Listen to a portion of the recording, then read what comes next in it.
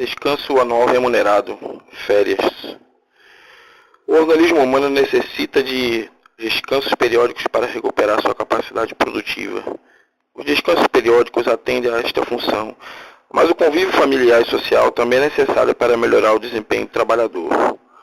Por isso, fez-se necessário que o trabalhador tivesse a cada período aquisitivo de 12 meses, um período de 30 dias de descanso. Esse período, denominado férias, é o que vamos analisar e discorrer no decorrer deste trabalho, que foi elaborado pelos senhores Katson, Rômulo, Geraldo e André. Começamos com o senhor Katson falando sobre período aquisitivo, período concessivo e período de gozo. Em seguida temos o senhor Rômulo discorrendo sobre o período de gozo no regime de tempo parcial, pagamento, abono de férias, aviso prévio de férias.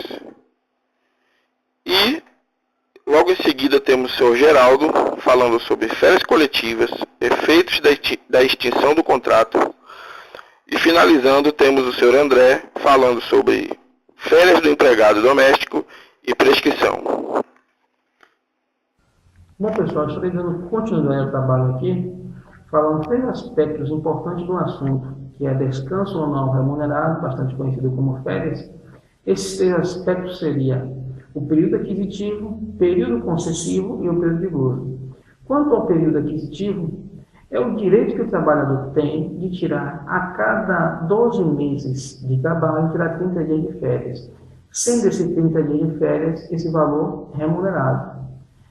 A CLT também traz no seu artigo 130 alguns aspectos importantes que deveremos citar também nesse trabalho. Como, por exemplo, se o trabalhador faltar até 5 dias de falta justificada no seu trabalho, ele continua tendo 30 dias de gozo de férias.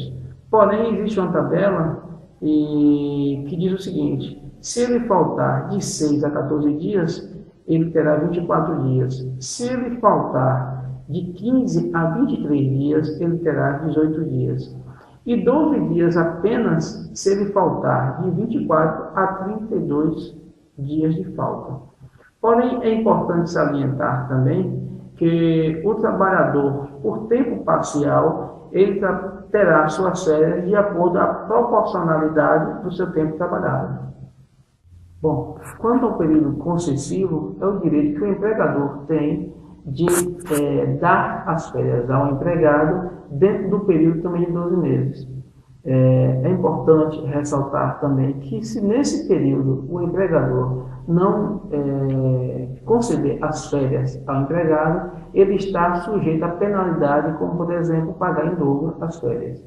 E o período de gozo é propriamente as férias em si. Seria o período em que o trabalhador se ausenta do trabalho por conta de ter esses 30 dias de descanso. Vou falar sobre férias em 4 artigos, sendo o primeiro do artigo da Constituição Federal, o artigo 7º, no seu inciso 17º, e na CLT, nos seus artigos 130A e nos artigos 135 e 143. O artigo 7º da Constituição, em seu inciso 17º, ele versa sobre pagamento do acréscimo de 1/3 nas férias. Esse valor ele é correspondente a quando o trabalhador sai de férias e ele possa se programar em uma viagem ou algum outro gasto extra. Isso aí foi pensado pelo legislador e é hoje obrigatório a todas as empresas darem esse 1/3 constitucional. Agora vamos ao artigo 130A da CLT, que trata sobre o regime de férias no part-time. O part-time é quando o trabalhador trabalha por 25 horas semanais. Ele não pode fazer hora extra e umas outras peculiaridades referentes ao part-time. Logo, proporcionalmente, que é a palavra-chave, ele não poderá também tirar as férias de 30 dias. Ele vai tirar as férias no máximo de 18 dias se não tiver nenhuma falta injustificada ou um valor que a CLT tem até um limite de algumas faltas injustificadas. E no mínimo que ele pode tirar de férias, proporcionalmente vai ser de 5 dias, quando o mínimo que ele pode tirar será de 8 dias, quando ele trabalha 5 horas por semana. É uma tabela que consta na CLT.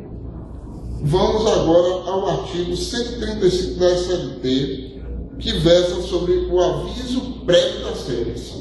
O aviso prévio, ele é colocado da seguinte maneira: no período aquisitivo de férias, onde o funcionário, o empregado, ele trabalha os 12 primeiros meses e adentra ao seu período concessivo.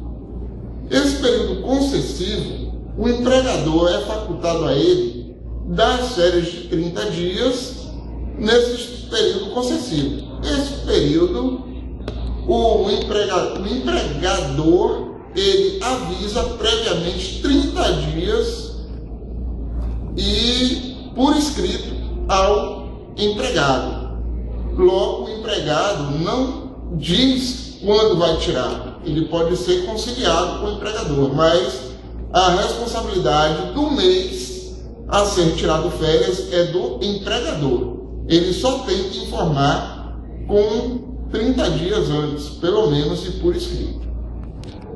Indo para o artigo 143 da CLT, ele já vem contrariando o 135 no sujeito ativo na responsabilidade do pedir.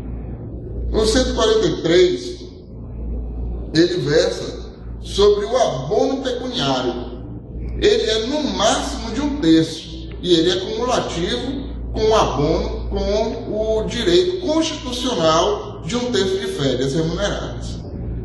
Esse abono pecuniário, que ele é normativo, ele é de no máximo 1/3 e é facultado período de requerimento. Quem pode pedir é o empregado ao empregador, e o empregador é obrigado a dar. E não precisa ser necessariamente 1/3 correspondente a 10 dias de férias. Pode ser também menos que isso, não pode ser mais. E ele tem que informar ao empregador durante o seu período aquisitivo de férias, com pelo menos 15 dias antes do término desse período.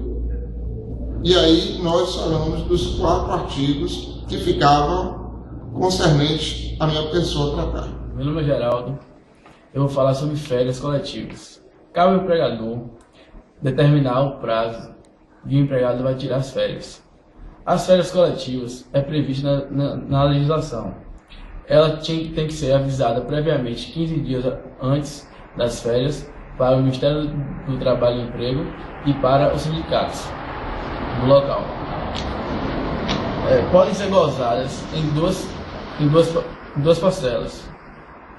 Essas parcelas não podem ter menos de 10 dias de férias.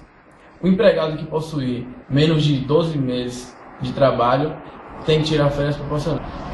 E depois das férias, conta 1 ano a partir das férias tiradas. Vou falar sobre extinção contratual agora. Se houver extinção contratual, o empregador terá que pagar uma indenização referente às férias proporcionais ou não ao empregado. Se for proporcional, 1/12, ou seja, dependendo do mês, proporcionalmente a quantos meses o empregador trabalhou, mais 1/3 das férias, que a legislação prevê também proporcional. Se o empregador sair da empresa antes do período concessivo, o empregador pagará uma indenização simples. Se o empregador sair após o período concessivo, o empregador pagará uma indenização em dobro. Lembrando que a indenização de férias não cabe a imposto de renda e nem a previdência social. Isso é de minha parte. A parte do trabalho, a parte que me coube do trabalho é falar sobre férias dos trabalhadores domésticos. Os trabalhadores domésticos, o instituto de férias deles é tutelado pela Lei 5.859 de 1972 e pelo Decreto-Lei número 71.885 de 73. Cabe ressaltar que a Constituição Federal, também no seu artigo 7º e parágrafos, falou bem sucintamente sobre os direitos dos trabalhadores, excluindo o direito a férias. Então, a doutrina vinha entendendo que o direito dos trabalhadores de férias era de 20 dias após o período aquisitivo de 12 meses. Entretanto, com o advento da Lei 11.324 de 2006, que alterou o parágrafo 3º da Lei 5.859 de 72, esse entendimento ficou pacificado. Então, a lei expressamente declara que os trabalhadores domésticos têm férias após o período de gozo de 12 meses, até de 30 dias, como todo trabalhador da iniciativa privada. Cabe ressaltar que o período de prescrição dessas férias só pode ser contado após o período aquisitivo e entrando no período de gozo efetivo dessas férias, em que o trabalhador estaria apto a ajuizar uma ação, caso o seu empregador não desse de bom grado as férias, ele poderia ajuizar uma ação pedindo para que o juiz determinasse que esse direito fosse concedido. Porém, na prática isso não acontece, porque os trabalhadores temem ser demitidos por conta disso. E o que acontece é que se o trabalhador tiver algum tipo de estabilidade, ele estará apto a ajuizar essa ação. Mas se não tiver, as coisas vão acontecer de forma que o empregador estará sempre lesando o empregador nesse sentido. Finalizando, gostaríamos de agradecer a oportunidade de estarmos colocando esse tema de tão grande importância para que possa ser analisado pelo nosso professor, e em nome de todo o grupo eu agradeço essa oportunidade e espero que nosso trabalho venha a assumir o caráter de importância que esses institutos têm na nossa vida de